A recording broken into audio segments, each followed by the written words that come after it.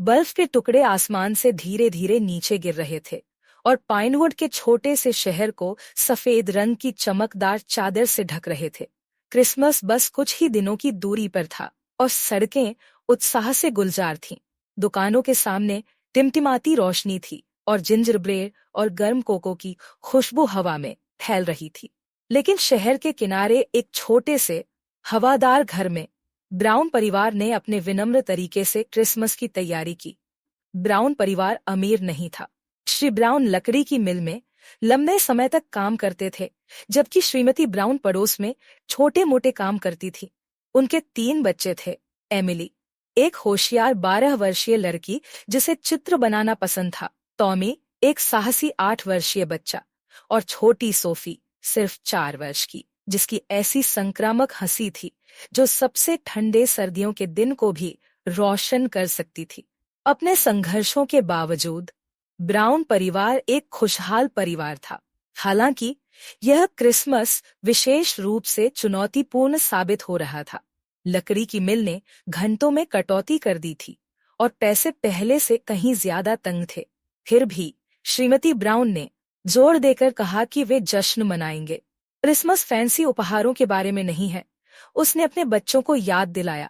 यह प्यार, दयालुता और एक साथ रहने के बारे में है।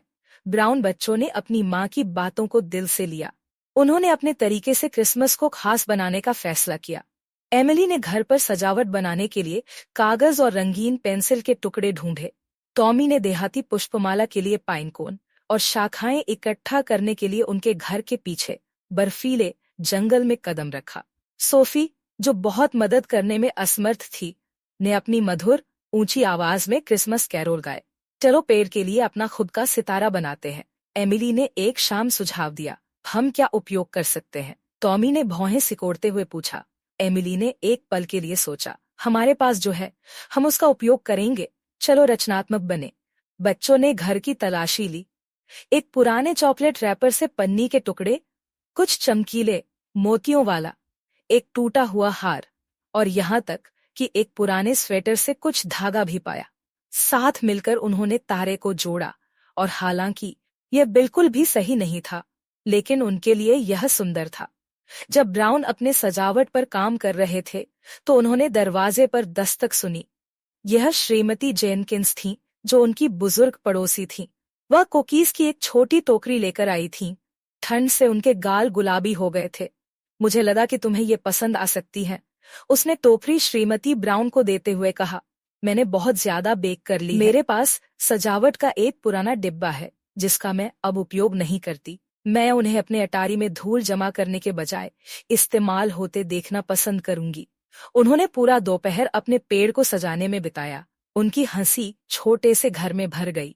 शाम तक उनका साधारण लिविंग रूम गर्मजोशी और रंग से चमक उठा। जैसे जैसे क्रिसमस करीब आ रहा था, ब्राउन्स को एक और चुनौती का सामना करना पड़ा। उपहार। वे कुछ भी खरीदने का जोखिम नहीं उठा सकते थे। चलो इसके बजाय उपहार बनाते हैं, एमिली ने सुझाव दिया। उनका छोटा सा घर देने की प्रत्याशा से भर गया था। उस रात परिवार अपने छोटे से पेड़ के चारों ओर इकट्ठा हुआ। चूल्हे में आग चटक रही थी और श्रीमती ब्राउन के सरल स्टू की सुगंध हवा में भर गई। उन्होंने अपने हाथ से बने उपहारों का आदान प्रदान किया। प्रत्येक ने खुशी और हार्दिक धन्यवाद के साथ स्वागत किया। जब वे एक साथ बैठे अपनी कारीगरी की प्रशंसा करते हुए, एमिली ने घर पर बने सितारे को देखा। यह आग की रोशनी में चमक रहा था, जो उनके प्यार और रचनात्मकता का प्रतीक था। श्रीमती ब्राउन ने अपने बच्चों को गले लगाया। उनका दिल कृतज्ञता से भर गया। आप सही कह रहे हैं, क्रिसमस का मतलब फैंसी उपहार या बड़ी दावतें नहीं है। यह प्यार, दयालुता और उन छोटी छोटी चीजों के बारे में है जो हमें एक साथ लाती है।